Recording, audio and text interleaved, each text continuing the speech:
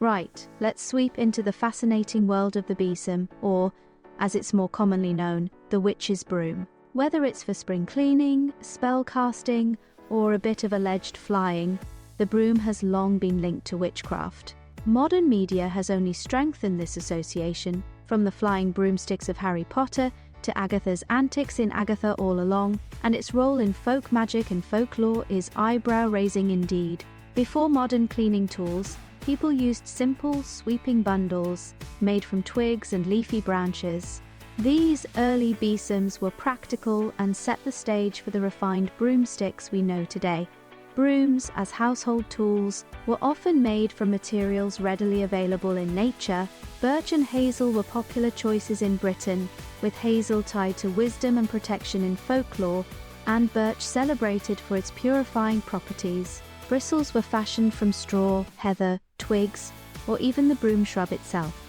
In the Middle Ages, twig besoms, especially in areas like Hampshire with its birch abundance, were used not only for sweeping, but also as symbols of protection. Meanwhile, in 18th century America, broom making took a new twist with broom corn sorghum, originally grown as animal feed but found ideal for durable broom bristles, bringing a vibrant new look and broom making techniques that would inspire modern besom designs. The broom is steeped in superstition. One belief warns against bringing an old broom to a new home to avoid sweeping in old troubles.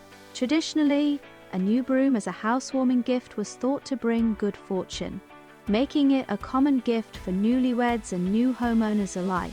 Superstition warns against taking an old broom to a new home, as it's believed to carry the energy of the old household. However, gifting a besom for a housewarming symbolizes luck and protection. They say birch is for new beginnings. This brings us to the well-known tradition of jumping the broom. In some cultures, it began as a symbol for couples who couldn't afford formal ceremonies, representing a common law marriage. In other traditions, it symbolizes sweeping away the past to start a fresh life together. The besom's connection to magic and witchcraft likely began in medieval Europe. During this time, household items like brooms were often used in rituals, partly because they were accessible. Some of the earliest references to the besom's magical use date back to the 14th and 15th centuries, during Europe's witch trials, where myths about witches flying to their Sabbats on broomsticks became entrenched in culture. Beyond flight, the besom became a tool to sweep away negative energies, purify sacred spaces, and prepare ritual spaces. Witches accused during the European witch hunts were often alleged to use besoms in magical rites.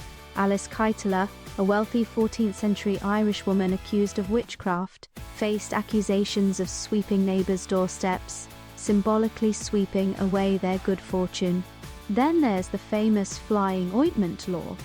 We touched on this when discussing witch sexuality in a past video, but let's dig a bit further here. The notion of a hallucinogenic flying experience first appears in theological Summa by Roland of Cremona in the 1230s. By 1456, German physician Johannes Hartlieb described flying ointments with ingredients like wolfsbane, belladonna, and even disturbing elements like fat of children, a terrifying tale meant to stir fear about witches. Francis Bacon would later add to this lore, suggesting ingredients like the fat of children digged out of their graves, juices of smallage, wolfsbane and cinquefoil. These sinister concoctions supposedly induced intense hallucinations, making people believe they were flying to secret gatherings. One story from 1477 tells of a woman, Antoine Rose, who, under torture, claimed that the devil himself had given her an enchanted 18-inch stick. She believed that rubbing it with flying ointment and chanting "Go in the name of the devil, go" would carry her off to the Sabbath. These tales cemented the besom as a symbol of flight and mischief, but the symbolism runs deeper than flights to Sabbats. The broom, a symbol of female domesticity, also carries phallic connotations. Riding one became a powerful emblem of female sexuality. Domesticity turned untamed femininity, a truly terrifying concept for any patriarch. In European folklore, besoms also acted as protectors. Witches were said to sweep away bad luck and cast protective circles. In some tales, besoms even seem to take on lives of their own, flying through the air or performing tasks autonomously, much like the enchanted broom in Fantasia. So, how can you incorporate a besom into your own practice? Here's a quick guide. Choosing your besom. Select one that resonates with you. Traditional besoms are crafted with a wooden handle and natural bristles, often from twigs or straw. Some witches prefer to make their own, adding symbolic materials like oak for strength, ash for protection, or birch for purification. Consecrate your besom. As with any magical tool, cleanse and consecrate it before use.